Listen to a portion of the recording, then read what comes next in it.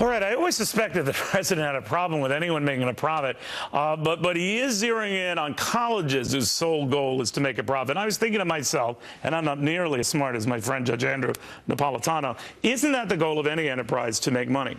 Now, I guess they could rein in how much to make money, but I guess, Judge, they're going after like the University of Phoenix or Corinthian College, a lot of these online places that make money hand over fist. What do you make of it? I have no personal familiarity with Corinthian or Phoenix, but they are honest enough to acknowledge that they're in the marketplace to make money.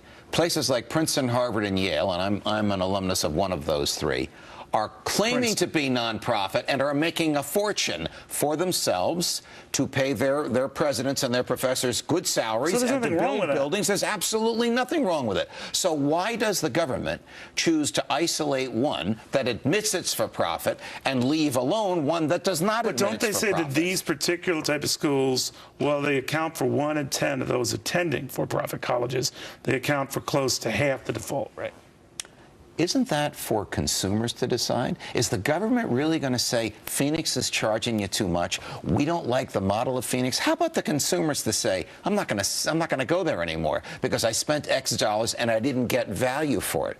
This is just not the function of a government that can't deliver the mail, that can't protect soldiers, that can't protect embassies. What about that large default rate? Do you think the government has an obligation to chase those costs? No. I think the government should have nothing to do with education. That's not the public policy of the country. I understand. Under the administration of President Bush, of all people, the government decided to start micromanaging, George W. Bush, to micromanaging education. And now this administration, which is much more akin to micromanaging than Bush was, has decided to do it even more so. College loans in general?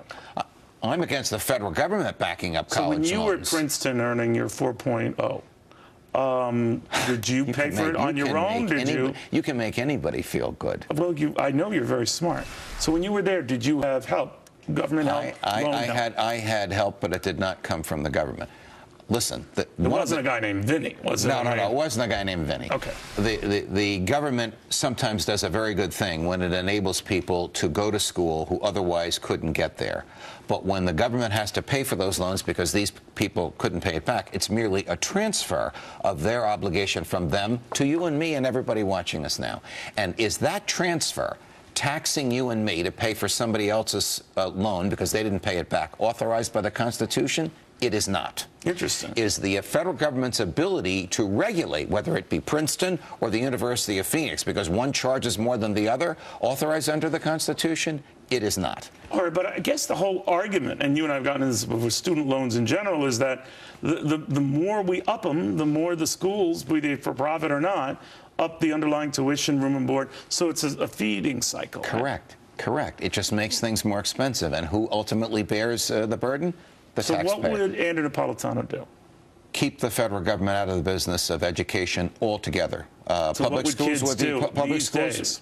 Well, they would have to go to their parents would have to go to banks to borrow the money, or I think the public education. If the state of New Jersey wants to own a college, like our state owns Rutgers, it can certainly charge New Jersey residents less than it does non-New Jersey residents. But those who want to go to like a private institute, one of the most elite on the planet, would have to find another source other than the federal government. You know what that would do to the cost of Princeton? Bring it down. Nothing would bring the cost of Princeton down. Even they have to follow the laws of economics. Right. Oh, wait, Ben Bernanke's there. I forgot. They don't have to follow the laws of economics. They don't have to follow the laws of that. But you're being very modest. I had a feeling that you had scholarships and the like. This whole soiling yourself in tuition was not a worry for you know what? for the young judge. It was so long ago, I don't remember. I know, as it was with me in trucking school. I just remember, put it in drive. And Judge, thank you, my friend. Always good seeing you. Pleasure, Neil. He is so thin and fit. It's really annoying. But I digress. Meanwhile, coming up, the NSA, the judge's favorite agency, is making a list, and you're probably on it. But I always wonder what Ron Paul must think of that. Wouldn't you know? Ron Paul is next.